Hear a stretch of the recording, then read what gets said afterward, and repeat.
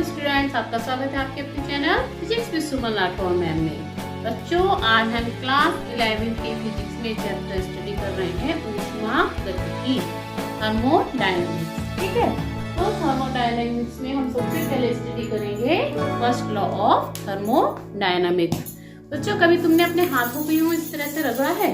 क्या होता है कि हथेलियां थोड़ी देर में गर्म हो जाती हैं। क्यों? क्योंकि हम जब हाथ रगड़ रहे हैं तो हम वर्क कर रहे हैं, कार्य कर रहे हैं, और वो कार्य जो है ऊष्मा में स्थानांतरित हो रहा है ना। कार्य में बदल रहा है, ऊष्मा में बदल रहा है।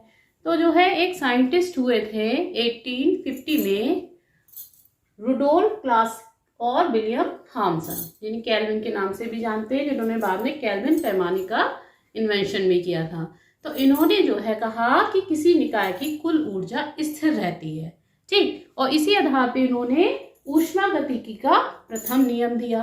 ठीक, ऊष्मागतिकी का प्रथम नियम क्या कहा इन्होंने कि यदि हम किसी निकाय को डेल्टा क्यू ऊष्मा दें तो उसका कुछ भाग निकाय की आंतरिक ऊर्जा में वृद्धि करने में तथा शेष भाग निकाय द्वारा कार्य करने में व्यय हो जाएगा। यानी कि उसकी जो ऊर्जा है वो संरक्षित रहेगी। जितनी भी हमने दी ऊष्मा, उसको कुछ ने तो निकाय की आंतरिक ऊर्जा में वृद्धि कर दी और कुछ जो है निकाय द्वारा कार्य करने में व्यय हो गया।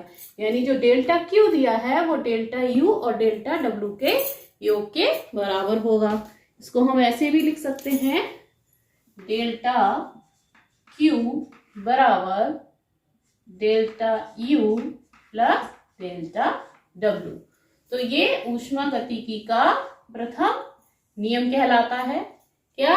कि यदि हम किसी निकाय को डेल्टा क्यू ऊष्मा देंगे तो कुछ भाग उसकी आंतरिक ऊर्जा में वृद्धि करने में डेल्टा यू में, और शेष भाग निकाय द्वारा कार्य करने में व्यय हो जाएगा। डेल्टा क्यू हमेशा डेल्टा यू डेल्टा डब्ल्यू के सम के बराबर होगा। निकाय की कुल ऊर्जा स्थिर रहेगी। ठीक, तो ये जो है इन्वेंशन उन्होंने किया था रुडोल्फ क्लासिक और विलियम थॉमसन ने 1850 में। ठीक, और इसके गणितीय रूप में इसको हम लिखेंगे तो अगर हम किसी भी निकाय को बहुत ही कम ऊष्मा यानी कि डी ऊष्मा दें तो उसकी जो आंतरिक ऊर्जा में वृद्धि होगी वो डी यू होगी और जो कार्य किया जाएगा वो डी डब्ल्यू होगा। तो इसको हम कैसे लिख सकते हैं, डी क्यू बराबर D you plus D W. ये ऊष्मागतिकी का गणितीय रूप कहलाता है, गणितीय रूप। ठीक है, मैथमेटिकल फॉर्म में जो है ऊष्मागतिकी को हम इस तरह से लिखेंगे, डी यू बराबर D Q minus D W. ठीक, अब देखिए कुछ चीजें आपको नोट रखनी है। क्या? नंबर 1, देखिए अगर निकाय ऊष्मा दे रहा है ना, अगर ऊष्मा निकाय द्वारा दी जा रही है, निकाय यदि ऊष्मा दे रहा है तो जो Q है वो कैसा होगा? निगेटिव होगा। ऊष्मा Q कैसी होगी? निगेटिव होगी। ठीक, और अगर निकाय द्वारा ऊष्मा ली जा रही है तो जो ऊष्मा है उसको हम हमेशा पॉजिटिव लेंगे, है ना। जब निकाय ऊष्मा लेगा तो प्लस की, और अगर निकाय ऊष्मा देगा तो Q का मान हमेशा माइनस में लेंगे। जब आप न्यूमेरिकल सॉल्व करेंगे वहां आपको इसका यूज होगा। ठीक है, इसी तरह से अगर निकाय द्वारा कार्य किया जा रहा है, निकाय द्वारा कार्य किया जा रहा है, निकाय द्वारा कार्य किया जा रहा है तो हमेशा W को क्या लेंगे? पॉजिटिव। ठीक, कार्य का मान प्लस का लेंगे। और अगर निकाय पर कार्य किया जा रहा है जो है तो W कैसा हो जाएगा? निकाय पर कार्य किया जा रहा है तो W हमेशा निगेटिव होगा। ठीक, तो ध्यान रखिएगा, अगर निकाय ऊष्मा दे रहा है तो निगेटिव, और अगर ले रहा है तो उसकी एनर्जी बढ़ रही है, ऊष्मा ले रहा है तो वो पॉजिटिव होगी। अगर निकाय कार्य कर रहा है तो W प्लस का होगा, और निकाय पर अगर कार्य किया जा रहा है तो W का मान हमेशा माइनस में लिया जाएगा। ठीक, जब न्यूमेरिकल सॉल्व करेंगे वहां इसकी यूज होगा। तो ऊष्मागतिकी का प्रथम नियम क्या है कि यदि हम किसी निकाय को डी क्यू ऊष्मा देते हैं या डेल्टा क्यू ऊष्मा देते हैं तो कुछ भाग उसका जो है निकाय की आंतरिक ऊर्जा में वृद्धि करेगा, डेल्टा यू का मान बढ़ाएगा, यू एनर्जी आंतरिक ऊर्जा यानी इंटरनल एनर्जी यू का मान बढ़ाएगा, और शेष भाग जो है निकाय द्वारा कार्य करने में खर्च हो जाएगी ऊष्मा जो है, तो डी क्यू बराबर D you plus D W के बराबर होगा।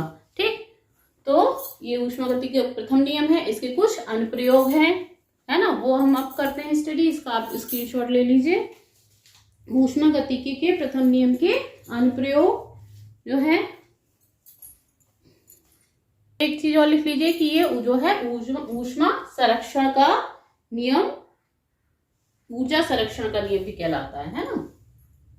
इसे क्योंकि इसमें कुल ऊर्जा जो है क्या है, संरक्षित रहती है ना। जो भी हमने हीट दी, ऊर्जा जो है ऊष्मा के फॉर्म में दी है, जितनी भी दी है वो कहाँ कहाँ यूज हो गई, यू को बढ़ाने में और डब्ल्यू में, है ना। तो जो टोटल है वो क्या रहा, बैलेंस रहा। एक चीज और बच्चों याद रखिएगा, यह ऊर्जा संरक्षण के नियम पर आधारित है। यह ऊर्जा संरक्षण के नियम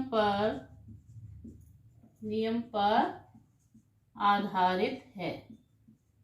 कभी कभी एक नंबर का क्वेश्चन आ जाता है कि ऊष्मागतिकी का प्रथम नियम जो है किस पर बेस्ड है, तो ये आप ध्यान रखिएगा, ये ऊर्जा संरक्षण के नियम पर आधारित है। ठीक है, तो अच्छे से याद हो गया ना, डेल्टा क्यू बराबर delta U plus delta W, thermodynamics का फर्स्ट लॉ। ठीक है, अब इसके यूजेस क्या हैं वो हम देखते हैं। नंबर 1 देखिए, ऊष्मागतिकी के प्रथम नियम के अनुप्रयोग कौन से हैं, यूजेस क्या हैं। पहला देखिए, समतापी प्रक्रम।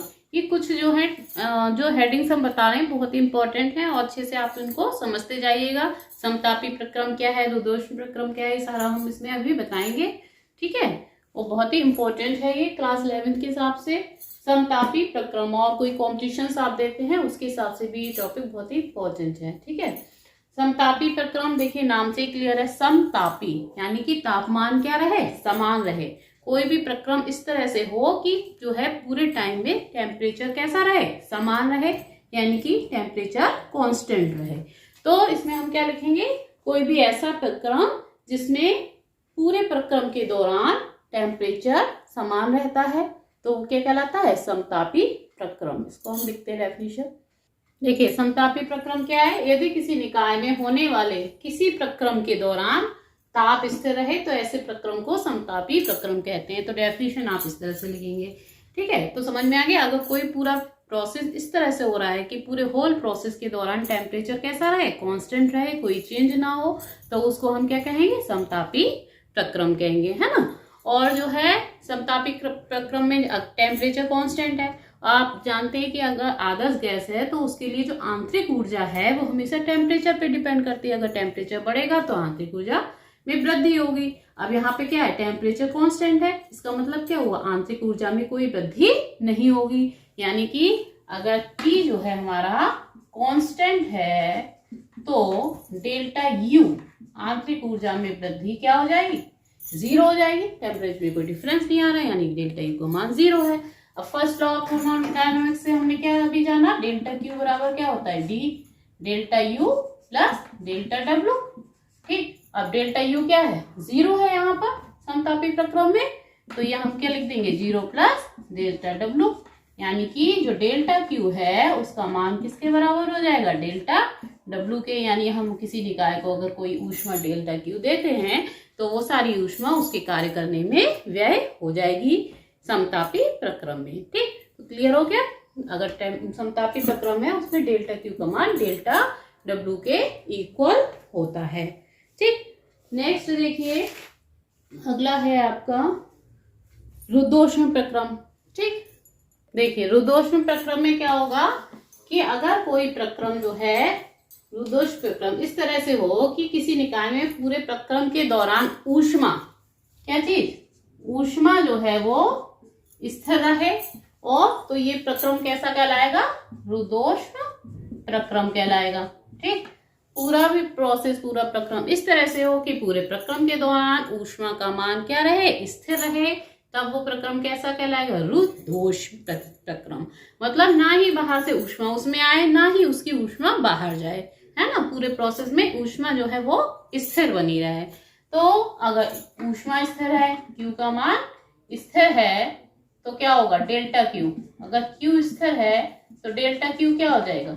0 हो जाएगा, है ना। ऊष्मा में कोई परिवर्तन नहीं हो रहा है, तो ऊष्मा का अंतर जो है डेल्टा Q क्या हो जाएगा? 0 हो जाएगा। तो फर्स्ट लॉ थर्मोडायनेमिक्स से हमने क्या देखा? डेल्टा Q बराबर डेल्टा चाहे आप डी लिख सकते हैं या delta U plus delta W। Q का मान 0, delta U plus delta W।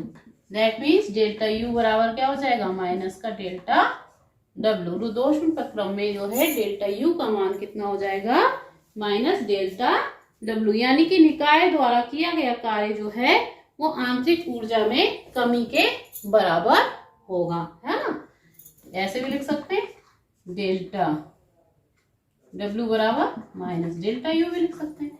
जो भी कार्य हो रहा है निकाय द्वारा वो क्या करेगा? आंतरिक ऊर्जा में कमी कर देगा, है ना, कमी के बराबर होगा।